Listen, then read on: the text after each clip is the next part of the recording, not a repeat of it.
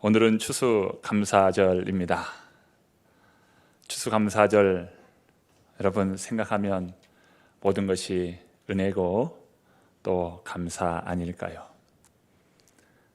들에 핀 그 참 아름다운 그 열매들의 결실들을 보면서 마치 열매가 꽃처럼 환하게 우리를 반기는 듯한 그런 들판을 바라봅니다. 우리 교회에도 여러 가지 열매들이 익어가면서 가을에 이 무르익은 정취를 참 아름답게 보게 됩니다. 하나님께서 이 가을에 저희들에게 넘치는 은혜를 베풀어 주시고 축복으로 함께 해주시는 복된 가을날 되시기를 바랍니다. 서울 연합뉴스에 고압전선에 감전되어 사고를 당한 그러한 뉴스가 보도된 적이 있습니다. 육군 12사단의 김칠섭 소령 이야기입니다. 훈련을 다 마치는 그때에 이 무전병이 이 세워진 안테나를 걷는 가운데에 그때 그 아침 칠흑같이 참 안개가 자욱하게 끼인 상태에서 10m 넘는 안테나를 걷다가 그만 고압선에 그 안테나가 걸리게 된 사고입니다. 그 일로 인하여서 허석환 상병이 고압선에 감전이 되었고 또 그 안테나와 연결되었던 무전병인 정훈민이라고 하는 일병이 감전되는 사고가 일어납니다.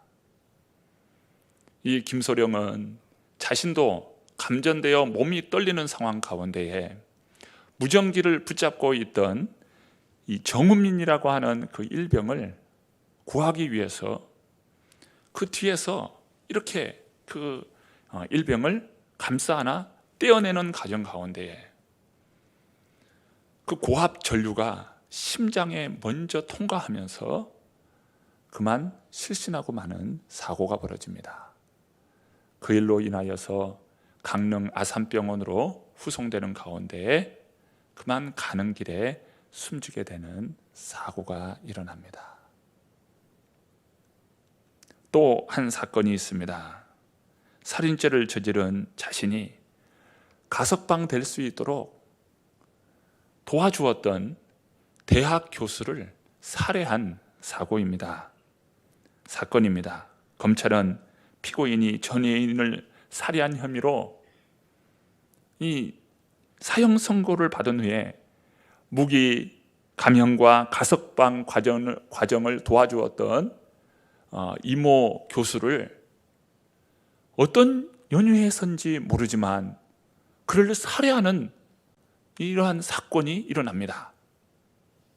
그는 이런 대학 교수를 살해하고 도피하는 과정 가운데 택시를 타다가 택시 기사에게 흉기까지 휘두르면서 돈을 갈취했습니다. 그러면서 검찰은 그 죄가 무거워서 법정 최고형을 구형했다는 소식이에요.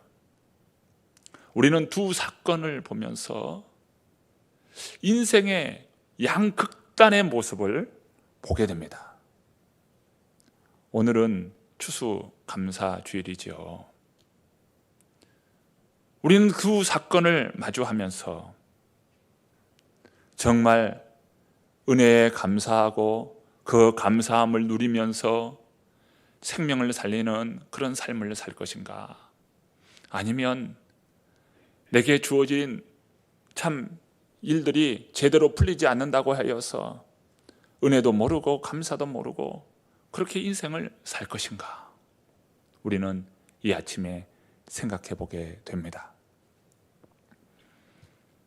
이 세상에서 참 감사합니다 라고 하는 말처럼 아름다운 말이 어디 있을까 생각해 봅니다. 감사합니다. 고맙습니다. 참 아름다운 말 아닙니까?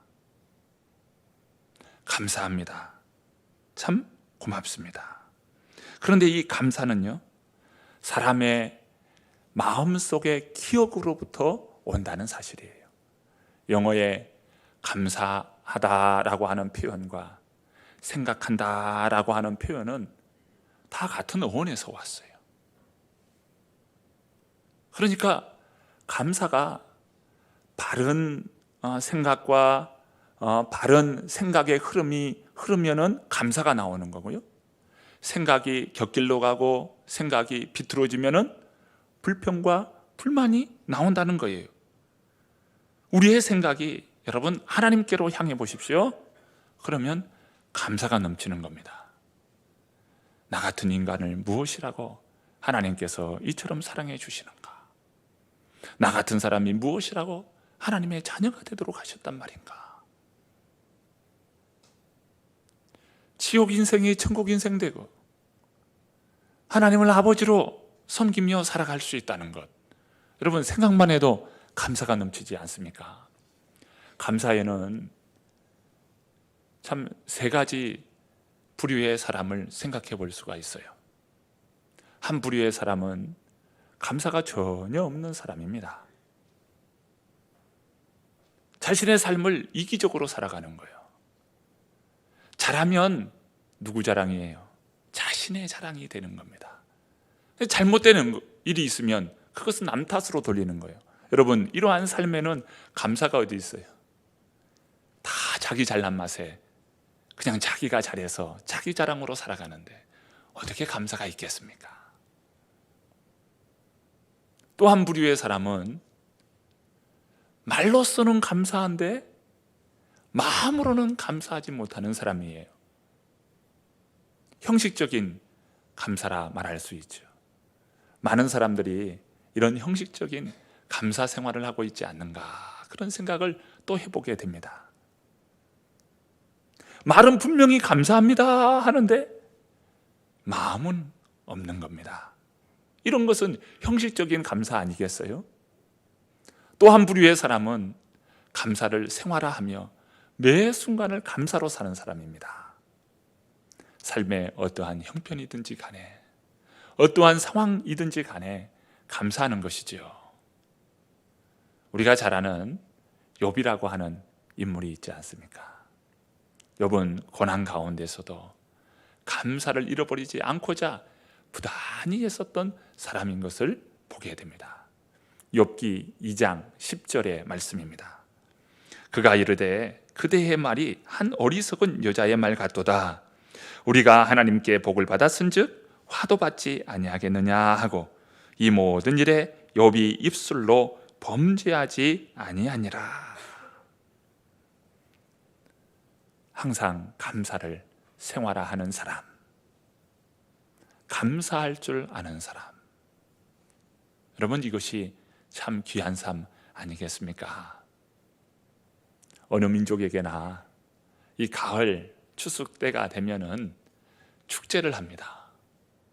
우리 민족도 이 추석이라고 하는 가을 명절이 있잖아요. 이스라엘도 이런 절기가 있고 축제가 있습니다. 그런데 이스라엘의 이러한 절기는 하나님께서 제정하셨다는 거예요. 하나님께서 절기를 마련하시고 그 절기를 통해서 하나님 앞에 나오라고 말씀합니다. 이스라엘에는 3대 절기가 있어요. 무교절, 칠칠절, 초막절, 3개의 절기입니다. 무교절은 6월절에 8일을 이야기하고요. 칠칠절은 오순절, 초실절이라고 부르는데 봄에 이 첫 수확을 할 때 드리는 절기예요.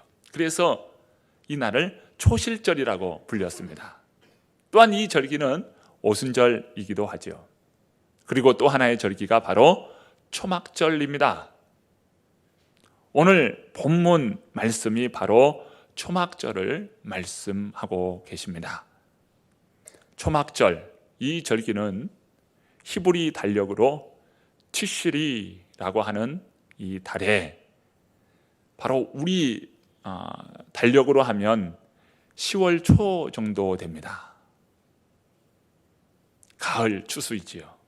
그래서 초막절을 다른 절기 이름으로 수장절이라고 불렸습니다. 곡식을 거두어서 저장했다. 그리고 저장한 그것으로 하나님 앞에 감사했다. 오늘날 추수감사절입니다. 바로 초막절이죠. 그런데 이 절기는 이스라엘이 광야 40년을 생각했다는 거예요. 광야 40년 동안 하나님께서 우리 조상들과 우리 민족을 어떻게 인도하셨는가? 낮에는 구름 기둥으로, 밤에는 불 기둥으로 우리 민족을 지키시고 돌보아 주셨다는 거예요. 그래서 이스라엘 백성은 이 초막절이 되면은 광야로 나갔습니다. 광야로 나아가서 그곳에 나뭇가지를 엮어서 장막을 만들고 7일 동안 그 절기를 지켰어요. 그러면서 우리 민족이 이렇게 광야 생활을 하는 동안 하나님께서 돌보아 주셨고 이처럼 추수할 수 있도록 우리에게 풍성한 것을 베풀어 주셨노라고 감사하면서 초막절을 지킨 것입니다. 오늘 본문의 말씀을 함께 보시죠. 14절과 15절의 말씀입니다. 14절, 15절 말씀입니다. 절기를 지킬 때에는 너와 내 자녀와 노비와 내 성중에 거주하는 레위인과 객과 고아와 과부가 함께 즐거워하되 내 하나님 여호와께서 택하신 곳에서 너는 이레 동안 내 하나님 여호와 앞에서 절기를 지키고 내 하나님 여호와께서 내 모든 소출과 내 손으로 행한 모든 일에 복 주실 것이니 너는 온전히 즐거워할지니라. 이스라엘 백성들은요, 이처럼 절기를 하나님께서 주시고 이러한 절기를 어떻게 지켜야 하는가? 그 절기를 어떻게 지내야 하는지를 하나님께서 다음과 같이 우리에게 가르쳐주고 있다는 거예요. 절기를 지키는 오늘 우리들이 어떠한 자세로, 어떠한 모습으로 지켜야 할까? 그것은 바로 공동체 속에 있는 모든 사람들과 함께 기뻐하며 즐거움으로 지켜야 한다는 거예요. 절기를 주신 하나님 앞에 기뻐하며 즐거워하는 것입니다. 신앙은 공동체성을 가지고 있어요. 하나님께서 내게 베풀어 주신 그 은혜를 따라서 함께 더불어서 기뻐하고 즐거워하는 거예요. 간혹 무교회주의자들이 있어요. 이 사람들은 교회가 필요치 않다고 여기는 겁니다. 내가 하나님을 믿고 주님을 믿으면 그것으로 다 되었지 무슨 교회가 필요하냐. 그런데 하나님께서는 우리에게 가정을 주셨잖아요. 가정 공동체. 그리고 교회를 주셨잖아요. 교회 공동체. 이처럼 하나님께서 교회를 통해서 신앙생활을 하도록 도우신다는 거예요. 이 공동체성이 얼마나 중요합니까? 요즘 코로나가 되면서 대면하여 예배하지 않고 이 텔레비전 앞에서 예배하는 분들이 계십니다. 그런데 거기에는 함정이 있어요. 바로 공동체성을 잃어버리게 된다는 거예요. 여러분, 신앙생활 하면서 이 공동체성이 얼마나 중요한지 몰라요. 이곳에 우리가 함께 모여서 예배하잖아요. 예배의 현장성이에요. 현장에서 예배드림으로 인해서 참 하나님의 은혜가 무엇인지 알고 그 현장의 감동을 느낍니다. 그런데 텔레비전 앞에서 만약에 지금 이 시간 이곳이 아닌 여러분이 텔레비전 앞에 있다고 생각해 보십시오. 여러분이 현장 안에서 느끼는 그 예배의 영광, 하나님의 임재, 이것을 텔레비전 앞에서 느낄까요? 굉장히 희미한. 왜 그렇습니까? 현장성과 공동체성이에요. 공동체를 통해서 이 현장에 이 모습을 통해서 하나님께서 임재하시고 하나님께서 다스리시고 우리를 만나시기 때문입니다. 너무 비대면으로 빠져서는 안 될 것이, 혹시 이 방송을 들으면서 비대면에 취해 있는 분들이 계신다면 예배의 현장성을 회복할 수 있기를 바랍니다. 이 예배의 현장성이에요. 신앙은 공동체성을 가지고 있다는 거예요. 그래서 함께 더불어 기뻐하고 즐거워하는 것입니다. 특별히 초막절을 가리켜서 수장절이라고 했는데요, 곡식을 창고에 저장하면서 하나님 앞에 감사하는 절기인데, 하나님께서 이른 비에 축복을 주시고 늦은 비에 축복을 주셔서 곡식을 베풀어 주시는 것이죠. 하나님의 돌보심과 인도하심이에요. 사도 바울은 데살로니가 전서를 통해서 항상 기뻐하라고 가르쳐주고 있습니다. 기뻐해야 할 이유가 무엇인가?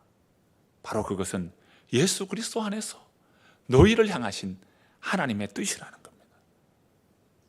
감사하는 것, 이것은 하나님의 뜻이에요. 무엇입니까? 항상 감사하라. 우리가 어떻게 항상 감사할 수 있을까요? 힘들고 어려운 일도 만나고 고난의 때도 만나는데 어떻게 항상 감사합니까? 그 감사할 수 있는 이유는 하나님을 바라보면 감사할 수 있습니다. 하나님을 바라보십시오. 그러면 내 안에 감사가 넘치. 야, 하나님의 은혜가 있구나. 하나님의 사랑이 있구나. 하나님의 돌보심이 있구나. 나에게 영원한 천국을 마련해 주셨구나. 여러분, 이 모든 상황, 환경을 뛰어넘을 수 있는 것은 하나님을 바라볼 때 우리는 감사할 수 있는 것이지요. 감사를 생활화해야 합니다. 교회 안에서는 감사한 것 같은데 교회만 나가면 감사가 없어지는 경우들이 많죠. 여러분, 감사는 항상 누려야 할 축복입니다. 매일 감사를 생활화하는 저와 여러분 되기를 바랍니다. 그러면 어떻게 하나님 앞에 참 이 절기 안에 하나님께 감사하면서 보낼 수 있을까? 어떻게 이 절기를 보내야 하는가? 주님께서 또 가르쳐 주시는데 14절의 말씀이에요. 절기를 지킬 때에는 너와 네 자녀와 노비와 네 성중에 거주하는 레위인과 객과 고아와 과부와 함께 즐거워하되. 함께 즐거워하는데 그 즐거움을 나누는 즐거움이 되라는 거예요. 심지어 객과 고아와 과부, 성중 안에 있는, 동네 안에 있는 그런 연약한 자들까지도 함께 더불어서 나누는 삶이 되라. 여러분, 감사는요, 함께 나눌 때 풍성해요. 가정 안에서 감사를 여러분 나누어 보십시오. 자녀들과 나누어 보고 배우자들과 나누어 보십시오. 나누면 그 감사가 커요.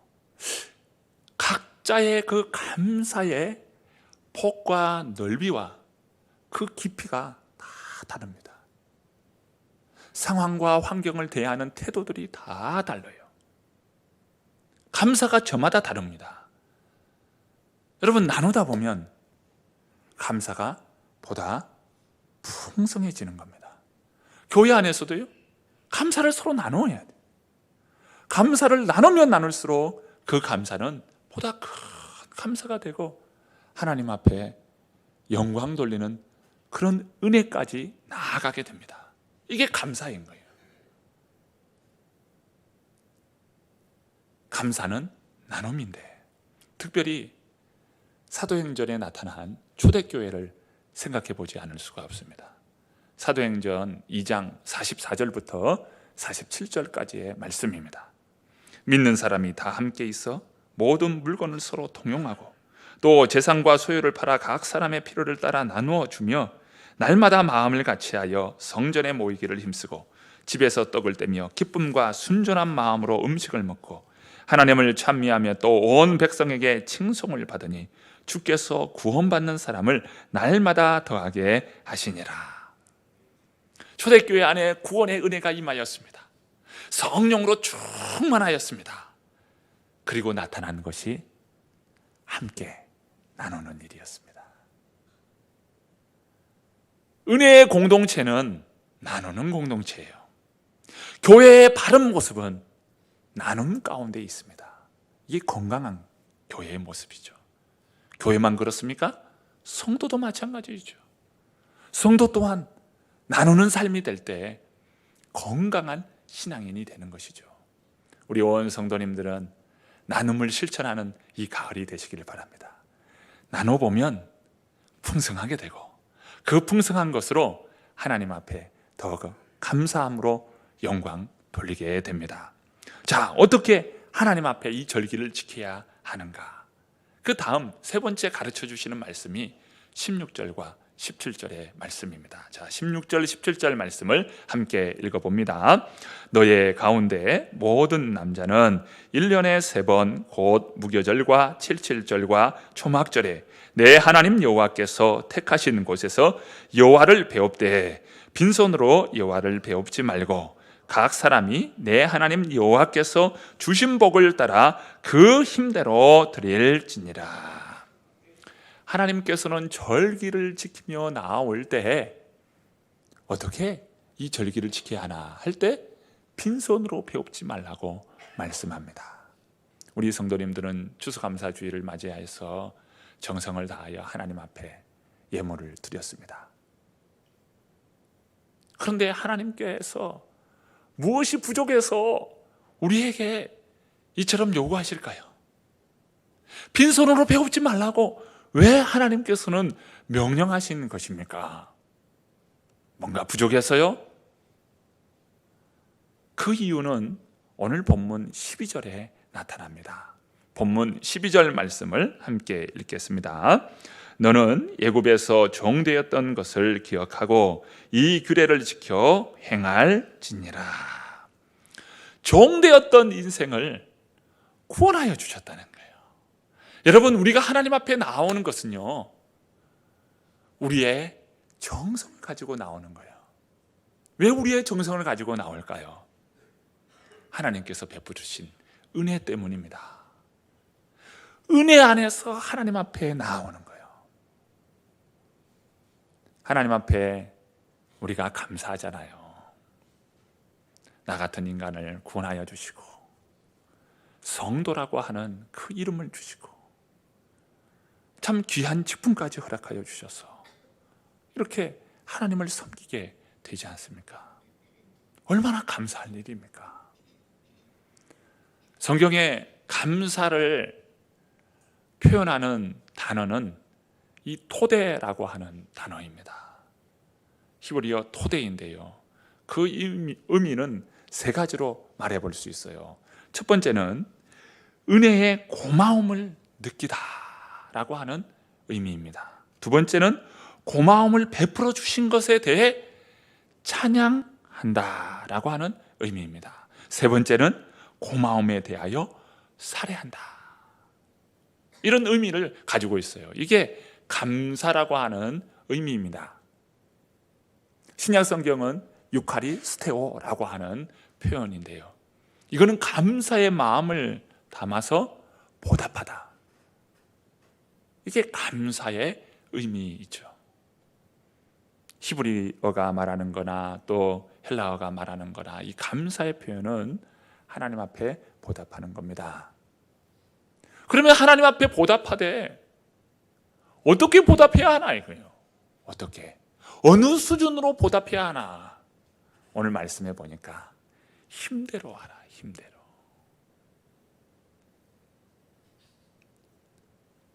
힘대로 하는 것이죠. 힘에 지나치도록 하라고 하나님께서 요구하시지 않습니다. 힘대로 하라. 먼저 힘대로 한다는 것은 먼저 마음입니다. 우리가 하나님 앞에 나아갈 때 마음을 다하여 나아가는 거예요. 우리가 하나님을 어떻게 사랑해야 합니까? 성경이 가르쳐 주죠. 너는 마음을 다하고 성품을 다하고 힘을 다하고, 마가복음 12장에는 내 목숨까지 다하여 내 하나님 여호와를 사랑하라.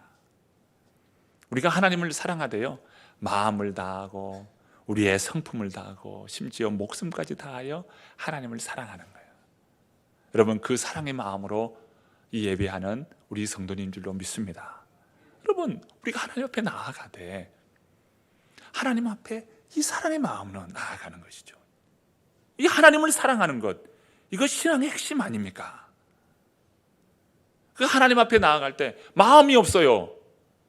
여러분, 이것은 온전한 예배자라고 말할 수가 없습니다.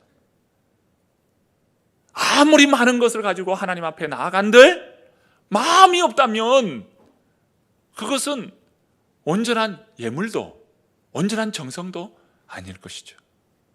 먼저는 마음이에요. 마음을 다하여 나가는 거예요. 하나님 앞에 나아갈 때 여러분, 마음으로 정성을 다하여 나아가는 겁니다. 예물을 드릴 때 정성을 다하여 드리는 거예요. 예수님께서 이 성전에서 헌금하는 모습을 예수님이 보셨어요. 그런데 그 가운데 가난한 과부가 있었습니다. 그 과부가 이 동전을 드린 거예요. 성전의 그 함에서 동전이 떨어지자 땡그랑 하는 소리가 들린 겁니다. 이 과부가 드린 그 헌금은 2렙돈이었습니다. 2렙돈. 그런데 예수님은 이 자리에서 하나님 앞에 드리는 모든 사람들보다 그 2렙돈을 드린 그 과부가 가장 많은 것으로 드렸다고 주님이 칭찬해 주십니다. 무엇일까요? 정성을 다하여 드린 것이고 힘대로 드린 것입니다. 힘대로 드렸다는 것은 우리의 상황과 형편이 다 다르죠. 자신의 형편에 따라 힘이 미치는 대로 드리는 겁니다. 자, 힘이 미치는 대로 드려라. 이것이 바로 헌금의 정신이라는 거예요. 저는 이렇게 신앙생활을 하면서 또 목회를 하면서 헌금에 대한 강조를 하지 않습니다. 하지 않으려고 해요. 왜? 각자의 형편이 있고 신앙이 있고 수준이 있고 할 수 있는 대로 하나님 앞에 다 헌신하며 하나님 앞에 다 신앙으로 정말 세워지지 않습니까? 하나님께서 은혜에 따라 하나님께서 주신 것에 따라 감사함으로 하나님 앞에 드린다는 거예요. 성도님들의 헌금 생활을 저는 도와드리기를 원해요. 왜요? 이 사도 바울은 다음과 같이 이야기해요. 헌금 정신에 대해서 고린도후서 9장 7절 말씀을 통해서 이렇게 이야기합니다. 각각 그 마음에 정한 대로 할 것이요 인색함으로나 억지로 하지 말지니 하나님은 즐겨내는 자를 사랑하시느니라. 인색함이나 억지로, 여러분, 여기에는 마음이 없잖아요. 이게 헌금의 바른 자세가 아닌 것이죠. 인색하고 억지로, 이것은 헌금의 바른 자세가 아니죠. 정성을 다하여 하되 참 기쁜 마음으로 즐거움으로 하나님 앞에 드리는 것입니다. 예수님은 이런 말씀을 해주셨어요. 내 보물 있는 그곳에는 내 마음도 있느니라. 지금 모든 나라의 이 대통령이나 참 이 정상들은요, 국빈 자격으로 어느 한 나라이든지 또 어떤 대표를 맞이합니다. 그럴 때면 선물을 하는 경우들이 있어요. 선물을 할 때는 그저 이게 선물이니까 내게 있는 것 어느 것 의미 없이 주는 것이 아니라 어떤 중요한 의미를 두고 이 어떤 예물을 주고 하는 것을 보게 됩니다.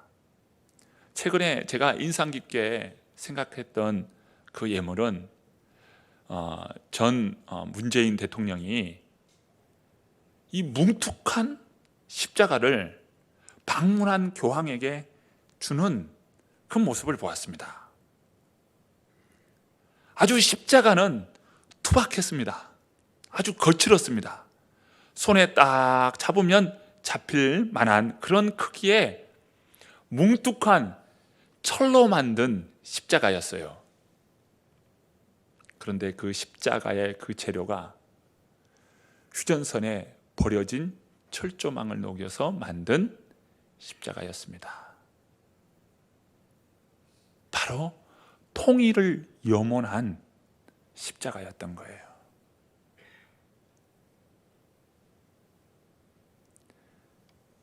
사랑하는 성도 여러분, 우리는 죄 가운데 구원받았습니다. 이 벌레만도 못한 그런 인생인 오늘 우리가 하나님의 자녀가 되었습니다.